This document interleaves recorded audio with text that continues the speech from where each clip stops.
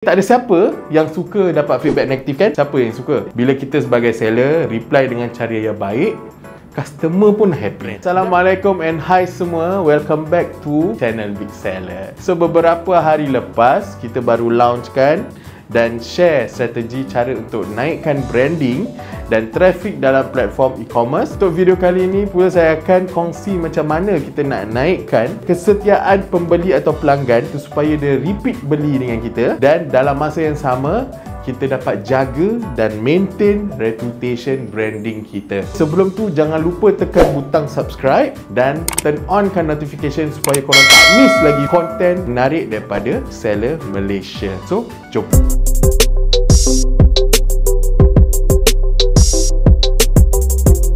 Kenapa review management ni penting untuk menjaga reputasi brand? So, point yang pertama adalah the power of positive feedback. Bila kita sebagai seller, kita dapat feedback atau review positif daripada customer, so mesti kita happy kan? Betul tak? Tapi sebenarnya review yang positif tu adalah satu tool yang powerful untuk membina customer trust dan kesetiaan terhadap branding kita. Apabila customer merasa dihargai dan didengari oleh seller, mereka lebih cenderung untuk kembali dan repeat order dengan kita. Itu adalah salah satu rahsia kalau kita nak menjadi seller yang berjaya dalam bidang e-commerce. Point yang kedua adalah building a strong brand reputation. Sebenarnya, reputasi brand adalah segalanya yang kita perlu jaga sebagai seller. Feedback dan review customer memainkan peranan penting dalam membentuk reputasi brand. So, daripada positive review yang kita dapat, apa yang dia akan bantu dekat bisnes kita? So, apa fungsi dia sebenarnya? Okay, so fungsi positive review kepada bisnes kita adalah ia adalah sebagai support atau sokongan kepada reputasi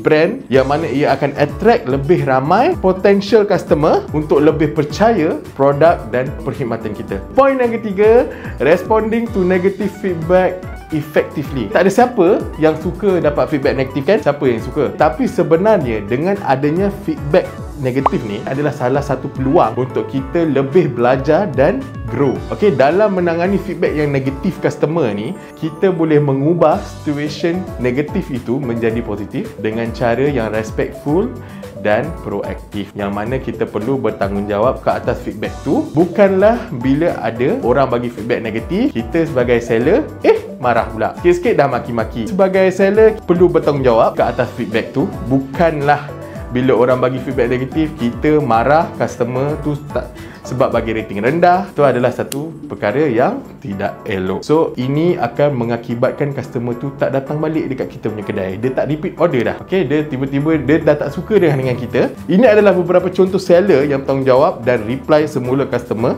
yang bagi feedback negatif. Bila kita sebagai seller reply dengan cara yang baik, customer pun happy dan boleh nampak impact dekat shop rating seller ni. 1.49 bintang macam tu. So, dan boleh kira lah 1 bintang cuma dalam 700 je compare dengan rating 5 bintang. Yang keempat, tip for maintaining great rating and reviews. So, komunikasi, ketelusan dan deliver apa yang dijanjikan adalah kunci untuk kita sustain rating dan review dengan cemerlang. Okay? Ingat, cara kita respon dapat dilihat oleh potential customer. So, jadilah seorang yang profesional, okay, dalam menangani reply ataupun respon pembeli kita. Dengan adanya two-way conversation, boleh buat perbezaan yang besar. Okay? Kebiasaannya, cara yang terbaik dalam respon kepada review negatif termasuk dengan kata kemaafan untuk memperbetulkan situation yang macam ni.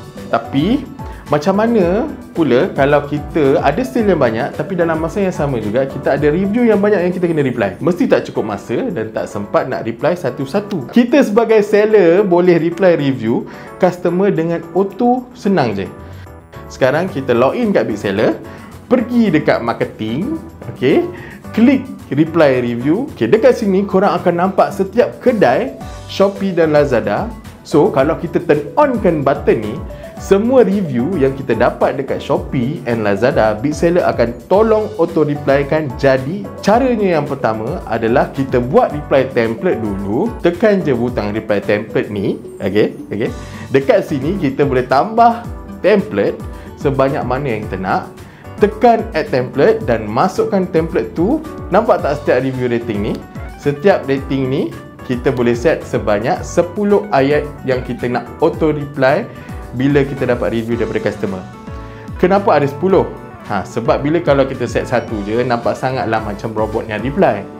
Okey, sebab tu seelok-eloknya kita letak reply sebanyak yang boleh. Okey, jadi so bila dapat review tu, big seller akan pilih random mana-mana ayat daripada 10 ayat yang kita dah set tu.